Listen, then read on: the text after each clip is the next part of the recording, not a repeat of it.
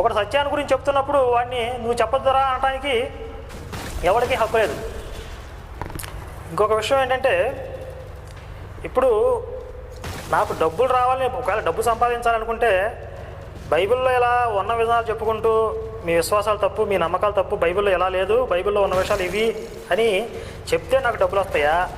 లేకపోతే వీళ్ళకిలాగా ప్రజల్ని మోసం చేస్తూ యేసు దేవుడు, యేసు పాపల కోసం చనిపోయిన దొంగ ప్రచారాలు చేస్తూ సువార్త ప్రకటన పేరు పెట్టుకుని రకరకాల వేషాలు వేస్తే నాకు డబ్బులు వస్తాయా?